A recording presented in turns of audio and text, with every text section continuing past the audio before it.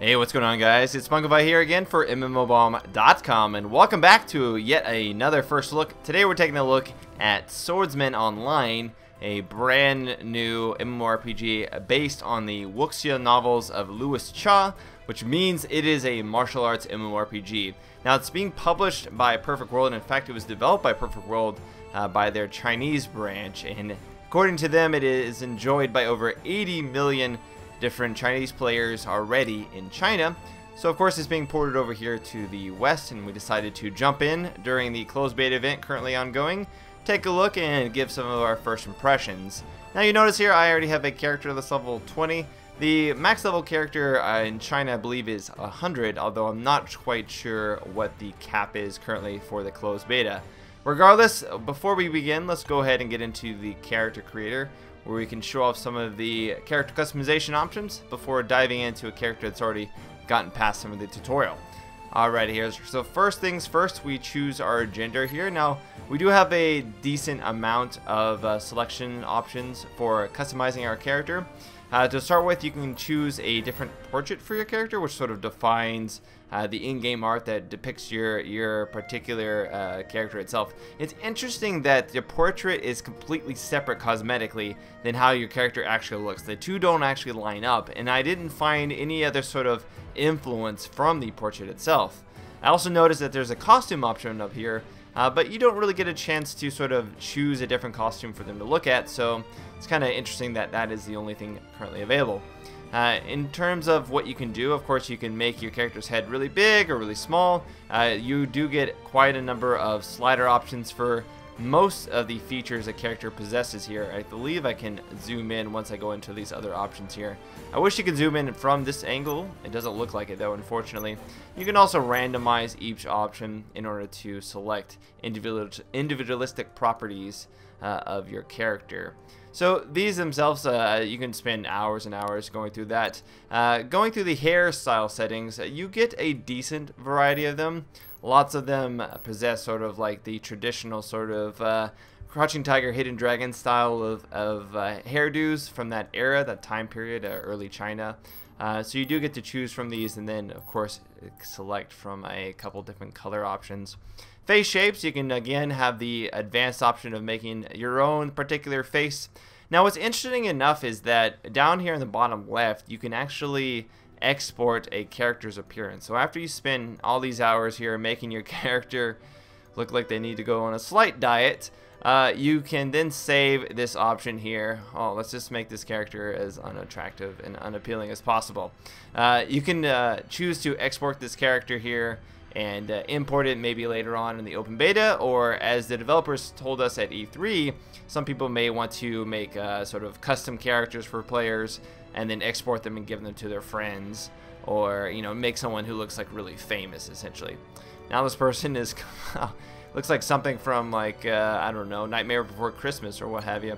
Eye shapes, we again get some eye shapes here, brow shapes as well, brow color, and then nose shapes and mouth. We again have the advanced options for each. So there are basic options to start with, and then each of them have their respective advanced options past that.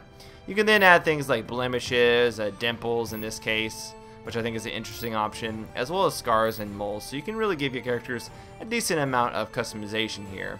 And we'll call her Broomhilda. Alright, so Broomhilda here is one of our created characters. Now, you'll notice I didn't actually select a particular class of sorts. You don't actually select a class or a school. Of course, this is a martial arts MMO. You don't select one of those until about level 3 or 4 once the game begins. And there are quite a few to choose from. There are 10 in total. But unfortunately, you don't really get too much of a preview of them or get to play around with them before you select which one you want to play as. You're kind of just giving them a short little description, and then you choose whichever one you opted for. But with that being said, I can go ahead and show you a little bit later on in the game, level 20 or so. This took me, roughly 3, maybe 4 hours to get up to. And that is with quite a lot of sort of instancing happening where I had to go at the pace that the game was going at. A lot of people are going to compare this game initially to Age of Wushu because that is the other sort of relevant martial arts MMORPG that's currently out. The two, while both of them do share the martial arts theme, they're vastly different in the presentation of the gameplay itself. Martial arts in terms of action combat has a little bit in favor of Swordsman Online. You'll notice that my reticule here has a sort of action-oriented style that you would find in something like Terra or the new, WildStar or Raiders or, those kind of games. But you can opt to have it in a more traditional sort of, tab targeting role whereby your character can automatically hone in on someone. As you can see, there's sort of like a circle around them. And you can use 1 through 5 here to use some of your skills. You have a couple additional skills like an auto attack here, the staff attack, and a staff smash, which is bound to my Q. But in general, you can sort of just focus on just tab targeting if you wish. I prefer to go for more of the action style combat. It's a better sort of design, and I like the way it feels, although it does make for some wonky combat at times. But I always opt for action if possible. Alright, so we're going to mount up here. You'll notice I have 2 companions with me, Chui Fayan and Chui Yang. If I pronounce these names incorrectly, it is because this game does not make it easy. There's a lot of names that are very complicated, so I'm just going to usually reference the character, maybe not butcher so many names if I can help it. So I mentioned that this game is pretty vastly different from Age of Wushu. Age of Wushu presents everything in much more of a sandbox style environment, whereby you get the option, the choice to sort of spread your wings and try out different systems as they're introduced to you, and then decide whichever ones you want to focus the most time in. And then from there you build up, your points essentially, and your cultivation points, and expand upon your character. In Swordsman Online, it is much more of a traditional style, not sandbox, but theme park MMORPG, whereby you're sort of led through these different zones and told this very intricate story through cutscenes and instance dungeons, and then of course the quests themselves. The actual combat, as we get in here, you'll notice there is some sort of physics effects. There was a character fighting a couple of these enemies behind me as I was speaking earlier and picking up the quest. And you notice the bodies would fly everywhere. In fact, I have some pretty awesome looking skills that'll knock players up in the air or enemies up in the air. Oftentimes when I hit them in their final blow, they'll get knocked away. So you do get a nice sort of mix of aesthetics in terms of how the actual skills work. The skills themselves were all motion captured, so all the animations were motion captured, which means that you get a really sort of fluid feel for the animations. But the combat can feel a little stiff, especially when your character doesn't seem to cleave, for example, between enemies, yet the skill looks like it cleaved. So you'll see a little bit of that wonkiness, but the actual animations, in fact the animations not only in combat, but just in the overall world, the intricacies of just characters, standing around and idling is very in-depth, and I have to give it to the game. It's done a good job of sort of creating this very alive feeling world in terms of the aesthetics. You can look in the background, see these giant mountainscapes, birds flying over, little small details, and what characters do when they're not doing anything else really does pay off in this game. And I think that graphically it has a pretty good edge over Age of Wushu. Coming down to even the water here, for example, my character will splash through the water and you'll see some ripple effects. All that really adds to it. So let's go ahead and mount back up. As you notice, my character doesn't just appear on the mount, he'll get onto it. In fact, if I run around and get on the mount itself, he'll run as I'm running and jump on the mount as he continues to go. Like most Chinese MMORPGs, you do have these sort of auto pathing, so you can path between locations. It will even path you to the enemy types that you need to kill. However, it'll only auto attack them. It won't actually use your skills like some other of the more prevalent browser-based Chinese MMOs will. So I've just entered into an instance area here. In this instance area, had a little bit of a screen lag there. In this instance area, it's completely separate from the main world. It sort of represents to continue the storyline represented in the game. So Louis Cha is the actual writer of the novels these are based on. They're apparently very popular in China, though I've never really heard of them here in the West. But what I've seen so far is that there's a pretty good amount of storytelling happening in the game through the cutscenes. The Mandarin voice acting is actually surprisingly good. In fact, Perfect World has stated that they aren't going to be choosing to port those over into English because they feel they can't really do justice to the level of quality in terms of the overall voice acting. It keeps it more authentic, they feel. Alright, so come up here, hanging out with some monkeys. Now, I myself am playing like a monk of sorts, the Shaolin Buddhist monks at the Shaolin Temple. And so I use a cudgel, I believe it's called, the cudgel, the staff of sorts, to use my attacks. 10 classes overall. What's going on here? Press 2 to scare. Alright. I gotta get a little closer here. Rawr. So apparently I'm acting like a really buff monkey of sorts. I don't know. But there's 10 classes. I was playing the Shaolin Monk. There's also the Wu-Tang, Splendor, Infinity, Harmony, Sun and Moon Cult, 5 Venom, Zephyrs, House Tong, and Mai, I believe. These are all houses or schools that you can learn from, essentially, to gain specific styles of attacks and skills. Unlike Age of Wushu, you can only pick one. You can't go back and pick another one if you so choose to. You just got to keep breaking this guy down, apparently. So unfortunately, once you do choose a path, you have to stick with that unless you create a new character. There's no flexibility like there is in Age of Wushu. Like I said, Age of Wushu is much more of a sandbox in some ways than Swordsman Online ever is. Alright, but I do feel that Swordsman Online presents the story to you in a much more complete way and in a much more enjoyable way as well. They really do a good job with some of the cutscenes that it uses, along with some of the you know, funny interactions that you see between the characters. It helps that the animations are really good because it kind of helps sell the character in terms of like what they're doing, and some of the fighting scenes between some of the masters of Kung Fu are quite interesting to watch. Alright, here. Questing, on the other hand, very generic. In terms of combat, you're going to go into a lot of these areas here, and most of the time these enemies will be just passive unless you attack them. So there's no real threat here, even up to level 20. The only time enemies will actually attack you outright is when you go into certain dungeons. And we've seen that a lot from foreign MMORPGs. Alright, so let's use this skill here and knock these guys up in the air. There is mob tagging, so if I got the initial hit on these guys, unfortunately no one else will get the credit for them. Alright, let's kill this. Interestingly enough, there is other customization for your class other than just picking which skills to use and you know, leveling up those skills individually. I'm going to kill this guy. Alright, there, one adept down. Scouting Disciple, I gotta kill one more of these two. If we look up here, or we bring our character up, our character skill screen up here, you'll see I'm using the Shaolin staff style right now. We've got some basic attacks here. Stone Shield, which acts as a sort of defense increase as well as a small heal. Tiger Roar, which decreases the attack damage of nearby enemies and does slight damage to them.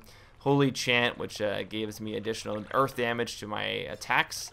Staff Smash, which is my initial attack, and then Earth and Spike, of course, which pushes everybody up in the air. The actual monks are somewhat of tank classes, so they're more utility tank style. I didn't know this going in.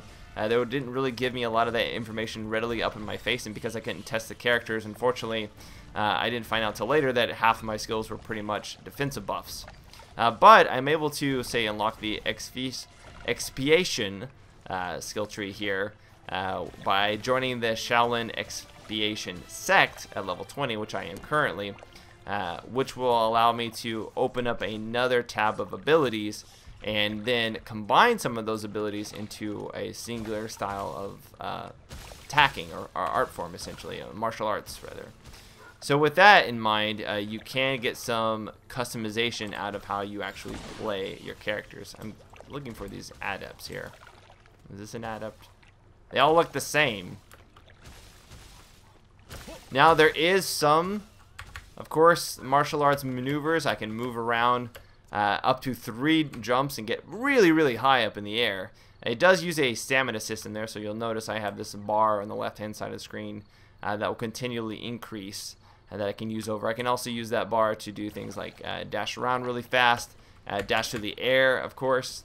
And then eventually at later levels, I'll also, like I got knocked into the water, I'll also be able to walk on the water and do some like slow glides down as well. Those are all gained, there we go, here's an adept. Those are all gained over time as you level up and you do certain sort of in-world quests that you must find. That was a pretty awesome skill, whoever shot that. And by doing that, you'll be able to actually gain those additional movement skills. Alright, So getting this guy here. He's almost dead. He's actually taking more damage than his other compatriots here. I don't really want to use the 4 ability just on him because it's such a long cooldown. That's one of the main complaints I do have about the game, is the fact that you don't get a lot of skills very quickly at all. You get a couple of skills initially when you choose your class or your school, but then after that you get them only every few levels. I've had these skills for pretty much the last 5 levels or so, and I'm sure I can get a couple more now that I have the other, sect. But it has yet to actually show me or tell me where I have to go in order to learn this separate school. There may be the opportunity, though, if I go back to where all the schools are, I may be able to choose one there. So I got these little Wind Prayer Scrolls. I can go ahead and return to the main town, which is what I've discovered thus far. You can go to your own personal town, or the main towns, rather, that you discover, as well as the schools, your personal schools. Where you can learn new skills or complete quests that you have there. It isn't really like Age of Wushu where you can go and do tasks for those schools or spy on other schools, for example. Most of what you do is instance-based when it does involve schools fighting against each other. And in terms of the school PvP, there's no PvP directly between each of the 10 schools. There are instance PvP that you can do guild versus guild, and that sort of plays into individual sects that you can join, but the schools themselves are all on the same side, and they're fighting against like a common enemy school, which is like an NPC one. I don't believe you can join up with that school, although I do know there is like a bandit faction that you can join up with. So they have 2 main factions that you can essentially queue up for and be a part of, and then there's the instance PvP for each individual town or each individual guild as well. Alright, so this is taking a little bit longer than I expected for it to load up. So hopefully this comes up soon. Otherwise, we may know. Ooh, here it comes. Alright. Earlier this morning, there wasn't quite very many players on there. But since then, since about 2 or 3 o'clock, I've noticed that the amount of players has increased tenfold. Alright, so lag it up here a little bit. This is one thing I've noticed, in that the game seems to run fine. 60 frames consistently until any amount of more than 10 players gets in one area, and then we have massive frame drops. There's a level 36 player. You do get a small companion to help you out in battle at a higher level, but unfortunately I don't think that's till level 30 or 40. So let's see here if I can find exactly where we need to go for the schools. True Harmony Pledge. This is a town that I have yet to. Alright, I had a teleportation scroll to a city I have yet to actually see, I think. Aesthetically, these cities are very pleasing. Like I said, yeah, I think it's over here, actually. There it is. There is a lot of detail in them. Man, just getting a lot of random frame rate drops in here. Hopefully it won't stay too long. I think it's because all these players are starting to pop in. One thing I really have to complain about is the fact that you have these 10 schools, but all the schools look the same. Everybody is wearing the exact same thing up until about level 20. I mean, I'm level 20. These guys are level 5 or so, and I look like I'm wearing the same thing, despite the fact that I put on different armor during this. All right, so here are the other guides of sorts. Let's see if any of these will allow me to join them. So I can right-click on one of these. And again, it's not, there's no opportunity to directly join them. So unfortunately, it looks like I have to wait for some type of quest to pop up in the storyline.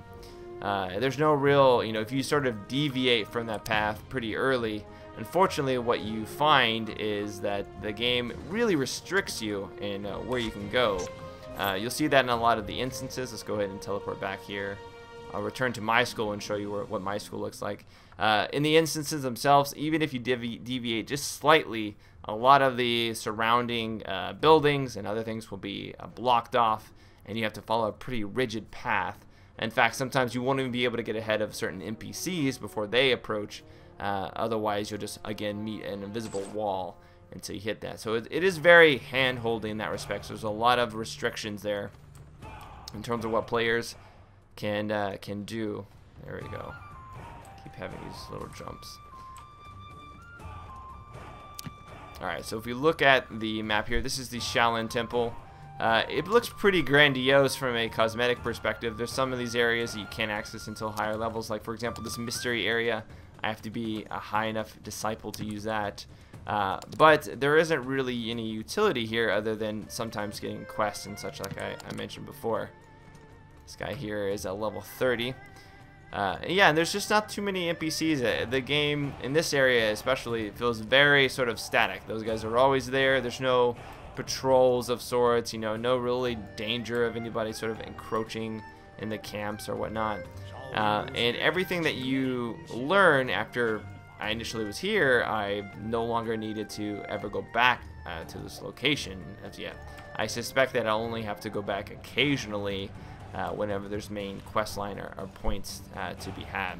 There are instances you can do. The first one is at level 15, and they come in like every few levels after that. These instances a lot of times can be completed by just one player. The initial instance was very easy for one player, although it is a little bit grindy in the sense that all the enemies do low damage, but they have quite a lot of HP, unfortunately. So it takes quite a while to kill them. Looking at our inventory here, there are a couple other systems available to you, like enhancements, where you can refine a gear piece here, for example. If I refine this piece, I am able to choose a stone, which I was given a couple of. Increases the equipment's XP, and by doing that, it will give the pants, in this case, a lot of extra stats. It's a boost of 22 on defense there. And I had this one, for example. This was quite a huge boost. It gave me a lot of boost to health, as well as the mitigation. So you do sometimes, it looks like you get somewhat of a randomized boost to what you actually put the stone towards. You can't put more stones, of course. Oh, here's the teleporter. Okay. And I need to go to... Where do I need to go? The Fury of Legrand. Wish this would tell me where I was. This is current position. Okay, these are the other schools. Hovering over this will tell me levels 20 through. Alright. Okay, alright. So we can start here. See if this is where the area we need to be. There is some PvP you can engage in. You actually can't engage in duels for quite a while. Until about levels, 15 or so, and at that point you can do duels, and I believe there's some other smaller arenas that you can do. As far as late game or end game for Swordsman, not too much information is actually available for that. There is a little bit of that I can find immediately in the game just by looking at the menus and such, like the late game dungeons and what have you, and then guild PvP, of course. But if you go to the official website on the new ARC website, which Perfect World uses to show off their gameplay information, there's not really any information there, not too many reviews or interviews or really just news facts about the features, unlike, say, their release of Neverwinter, which featured quite a lot more content in terms of just sort of like hype and descriptions of the systems at play. So that really concerns me as far as like what the late game of Swordsman Online would have to offer for players, because it's pretty clear Age of Wushu has quite a lot of systems that you can devote time to, both in group and single player PvE and PvE, PvP and PvE rather. All right, can I not kill these guys yet? No, I have to wait. So as you can see, I can't even attack certain enemies until it is time to do so. If I chose to, like, you may notice I was just right here, and there's this wall immediately, so I can't get past this wall. Those allies of mine, which are right there, no one's helping me. It's just me alone, which, I mean, it's okay. I'm quite capable of taking out these huge groups. I've yet to actually encounter an area where I couldn't take at least 5-6 enemies, and I'm not really sure how much of that is my class or how much of it is just the damage. It does help that, of course, I have this skill that allows me to heal myself, but I also do less damage than most of the other classes. Look at all the swords fly. So in that respects, I'm not too sure. Alright, so what's going on now? Oh, am I fighting him now? Can I walk up to him finally? Well, you notice there I can't go slightly too much to the left, and I can't go slightly too much to the right. Alright, so there's an example of him knocking me up to the air. Now I can actually block attacks too by hitting X. So sometimes with these mini bosses, you can block certain attacks, and that'll keep you from just getting launched up in the air. There's no sort of counterattack. There's no, you know, benefit to blocking it ahead of time or blocking it right as he does it to you. Let's just use my big skill here because it's always nice to you. Look at that, and then boom, sword goes right down there. And let's kick you in the water. There we go. Nice. Alright, so we've kicked him in the water, and hey, look, all these guys that weren't there before are now here. Now, if you've ever been used to Age of Wushu's level of sort of flexibility and moving around and flying around, you know, running up walls and what have you, you do get the aerial perspective in the sense that you can get really, really high by using these combination triple jumps.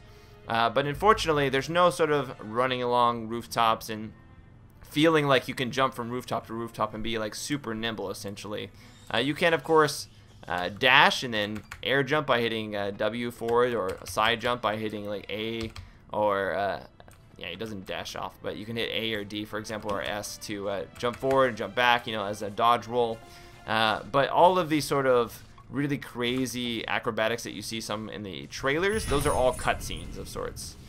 So those all occur when you walk up to a particular location and you hit R, and your character click the experience button to receive 2x experience. Awesome. So looks like every 5 hours of playtime you get 2 hours of double experience, which is quite nice. I think that's pretty good. Let's just go ahead and use all of that for maximum 2x experience. And you'll notice then that I can level up even more quickly, which is nice. Alright, so target harmonies. Some of the questing is quite humorous, you could say. What do we have here? Ah, yes.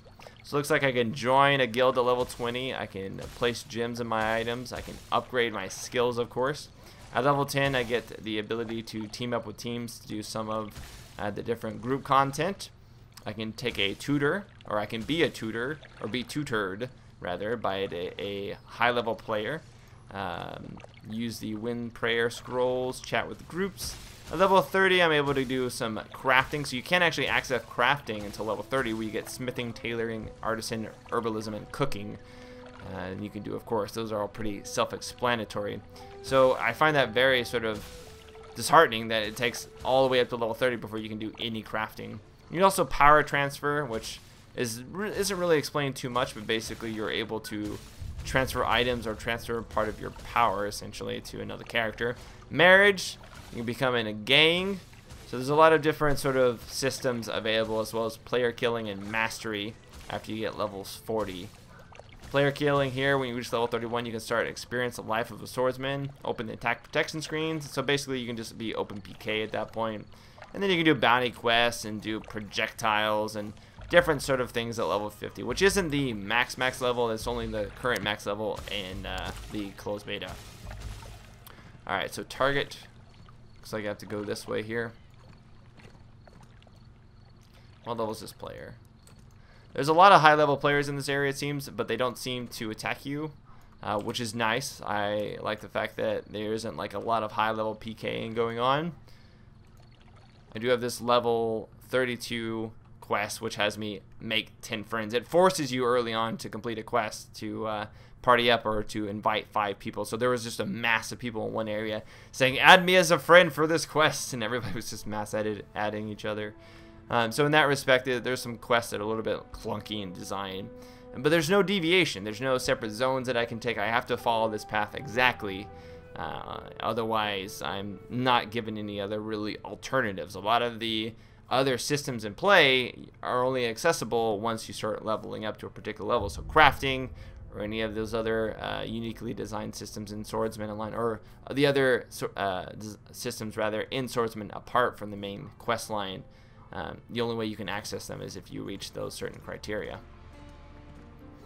which is unfortunate. Although there is a quest right there. It's an instance guide of sorts. So it looks like I could have gone to the countryside ambush, which is the one I did earlier, and I would have been able to get a blue pendant, which is quite nice. Alright. So we'll go ahead and turn this quest in here.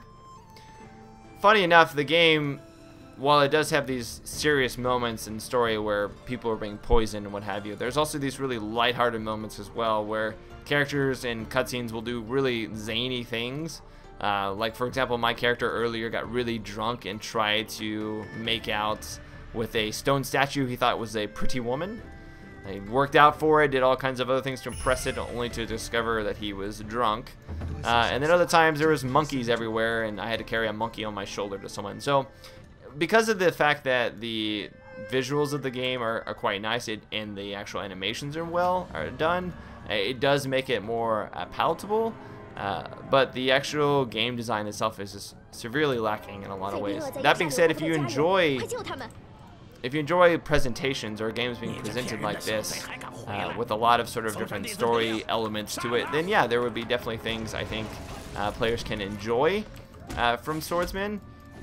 But I wouldn't say, if you're looking for originality, comparatively to say Age of Wushu, Age of Wulin, while those games do have their own flaws and faults, I don't see enough to keep me playing or interested in what I can access next. There isn't enough sort of being opened up to me where I would feel like the game is worth extra time. I should mention I have food in my bag, but I don't have to use food if I don't want to. Instead, I can merely meditate, as you'll see here, and gain back my chi and my health. Chi, of course, is the equivalent of mana. Man, lots of just random frame drops here. So I gotta kill these imminents. So these guys aren't even attacking me. I guess because they're attacking my Chu Young subordinates. Let's see if we can get ourselves a boss fight here. Now there is this ultimate skill that you can unlock. There's a middle bar, if you'll notice, underneath my character. Those ultimate skills do sort of cinematic abilities whereby they'll do a large AoE around everyone and outright destroy people. And for you, it looks pretty amazing. And it's a pretty long animation of sorts. But you have to do a lot of damage and actually get these particular orbs. A lot of times they'll fall out of, like, there's one right there. So I can hit Z actually, and it'll come to me. So if I just go around and smash these, maybe I can get enough to show you that skill. So you get those from that. You get those from doing combos and attacking. Get some more health there. Any more of those yellow? They must be thinking, like, what is this guy doing? There's this huge war going on, and he's just walking around breaking, just walking around breaking bases. All right, that guy is out. All right, knock those two guys in the air. Take them out pretty easily. That guy just strangely jumped in. There is quite a number of bugs, translation errors, etc. But the game is in closed beta, so you would figure much of that is subject to get better. That being said, the game doesn't appear to really enjoy being recorded. Maintain its a pretty healthy frame rate when Fraps isn't running, but outside of that, it seems to not really like it too much. My frame rate in the game will randomly go from 45 frames a second to 15, 16 frames. And the 45 would be, you know, just as much action on the screen as this, for example. So a lot of this is just wave after wave, taking out different ones. That's a lot of how the dungeons are as well. You'll get guys just coming in a couple waves, and you'll either do it with, you know, friends in the group, or you do it alone and just take him out, and you'll be shown essentially a boss fight eventually at that point. He's withdrawing. He's heading to. Where are you going? So later on, I'll most likely have to face him in a dungeon instance or in another part of the story quest line. A lot of the characters you see in the game that are like the enemies will show up in the dungeons, or will show up in later on the quest lines as like the final boss of the area or that part of the storyline essentially. Now I can get a ring. Constitution or endo attack. I'll go with the raw jade hide, sure. Here's one of those cutscenes I mentioned. 如果见到爷爷，能帮我带个话吗？飞燕担心爷爷了。好的，你也要照顾好自己呀。爷爷，希望您没事儿。唉。来吧，不过你可要躲在一旁哦。我保证。Oh, I'm gonna take care of her. Okay. 出发，目标 Where's her parents? I didn't pay attention to the story enough. Kind of looks like I just abducted a little child. But I believe this is the companion system whereby they fight with you. I've seen her throwing banana peels, so I think that's her like main style of attack. So there is the opportunity there to get the companions that fight alongside you. Adds a little bit to it. The blue glow over a target indicates weakness. You can use certain skills to stun. Interesting. Okay. So there is enough diversity in what you're doing from level to level in the sense that you do feel like you always meet a new scenario in that respects.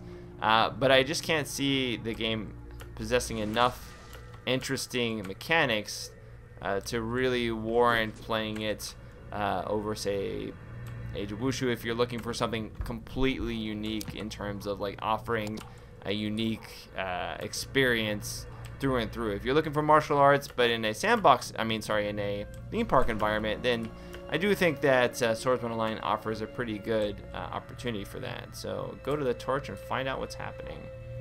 Alright, I am at the torch. They need to work on that text a little bit. It's kind of hard to read that against the background. A little bit more bold, perhaps. And again, here I have to just defeat the assassins. Well, guys, I think that's going to be my first look for now. Sorry I wasn't able to pull off any of the other skill trees available to me. I have yet to, I guess, experience whatever quest line it needs me to go through, despite it saying that it's accessible at level 20, which is a little bit unfortunate. I was hoping that I could combine some skills and show off my staffs. Show off my skills with the staff, rather. If you guys want to learn more about Swordsman Online, though, go ahead and check down below at MMORPG.com for the full game profile. And until next time, guys, we'll see you later. Spunkify out. Later, guys.